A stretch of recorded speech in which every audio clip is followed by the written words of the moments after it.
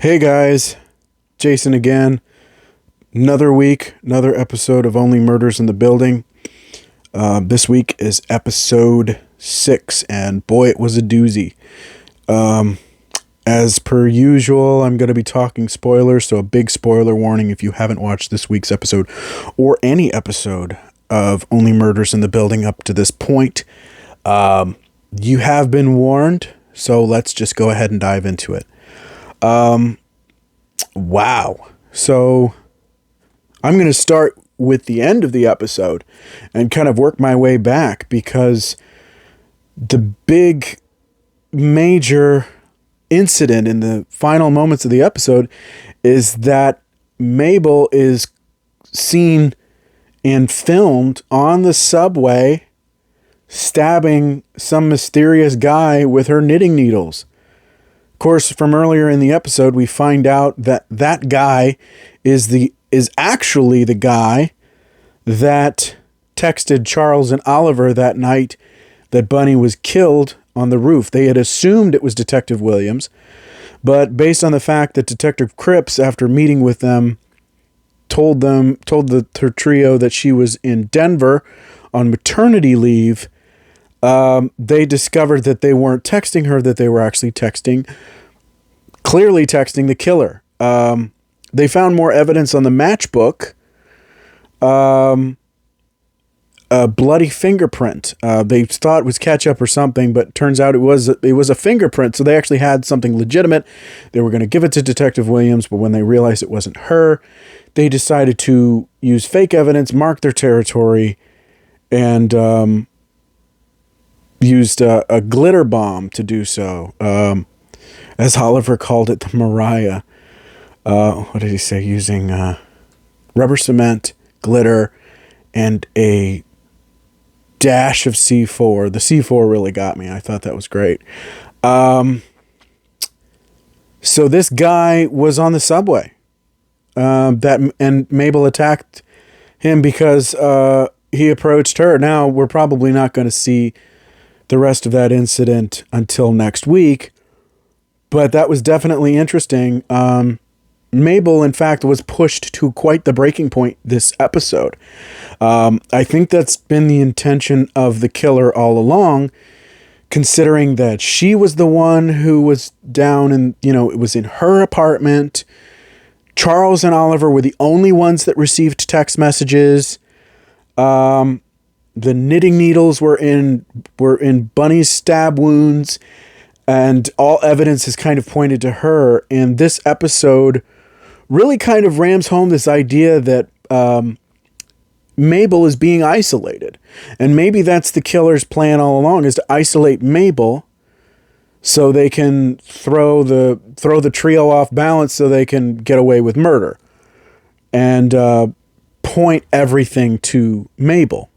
Now, the first part of this isolation was an interview conducted by, the Only Murderers in the Building podcast queen, Cinda Canning, of a guy that Mabel worked with way back when at Long John Silver's, named Jimmy Russo. Now, he told a story of her cold-bloodedly chopping his finger off and putting it in the fry batter and, treating it like it was a hush puppy. But her story, which I believe to be the truth, is that he was a handsy guy who got a little too handsy. And when she decided to fight back, he got his finger stuck in the meat slicer, which, again, it sounds very much more likely than his story.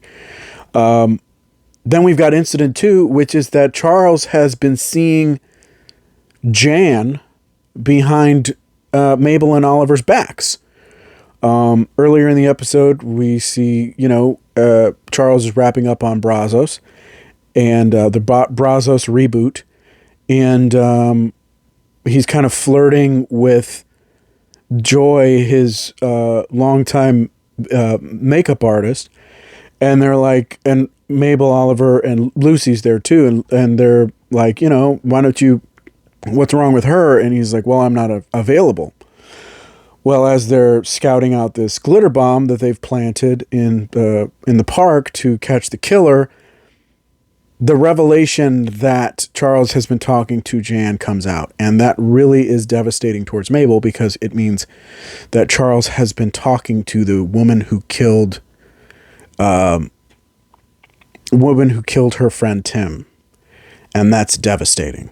That trust is kind of broken. Of course, Charles explains it as he wants to break it off. But he can't. He just can't bring himself to do that because he's afraid of confrontation. So the best way he decides to break things off with Jan is to use his stunt double from Brazos, Zaz Pataki, which I love Jane Lynch. Anytime they bring her onto the show, is an absolute delight for me. She always brings that fun dynamic, and always kind of tries to build Charles up, but also put him down at the same time, which I think is very funny. So that was a fun bit. Oliver is a mess because after finding out that Will's DNA test came back as part his mother, Ramona, and part Greek, Oliver decides to get a DNA test to be 100% sure that he's 100% Irish and not, Greek. So he's waiting 36 hours for the results, and he's a basket case the entire time. And much like the three of them have been doing since season 1, trying to escape their own problems by burying themselves headlong into this case. But it sort of really takes a toll on Mabel, because after the revelation with Jan, she decides to walk home on her own. That's when she comes to find out, because Alice is doing some weird stuff in the beginning of the episode. She's taking pictures of Mabel's apartment. We come in on her specifically taking a picture of the blood stain on the hardwood floor under the carpet in Mabel's living room. And she's saying she's working on something.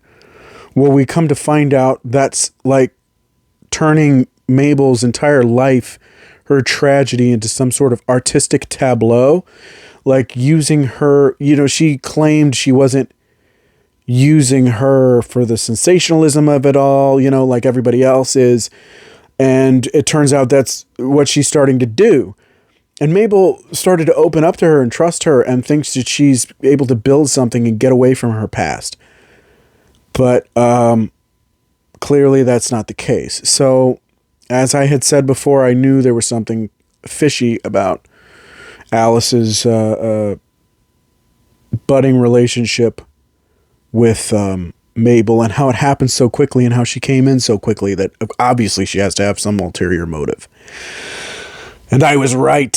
Ha ha ha. Now, what the extent of that motive is will likely play out in the final 4 episodes of the season. This is episode 6 after all, and there are 10. So we've got 4 more coming up. Then finally, parallel to that, as I had mentioned, Cinda Canning, her assistant Poppy is sort of the way in to this episode, the voice of this episode. What I like about this show that I really haven't mentioned prior to this point, I know, is that every episode gives a different character a voice. In the first 3 episodes, it was Charles, Mabel, and Oliver. And then it was, of the first season, and then it was, just a different character each episode. And that's one of the things I like. That's what keeps it so interesting. And this episode's seen kind of through the perspective of Poppy. Yes, Poppy, Cinda Canning's assistant. And she's kind of she's really not being treated the way that she should be treated. She's being treated like dirt.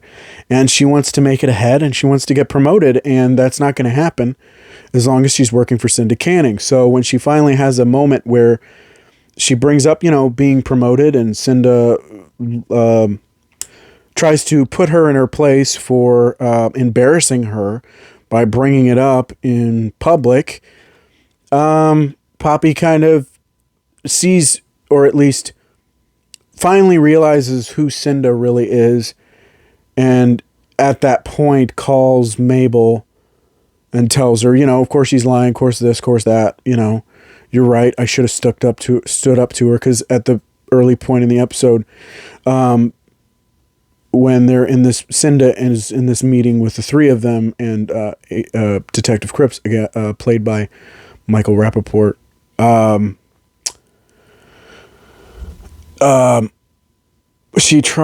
Mabel tries to kind of implore Poppy to get Cinda to stop, because it's going to ruin her reputation, basically.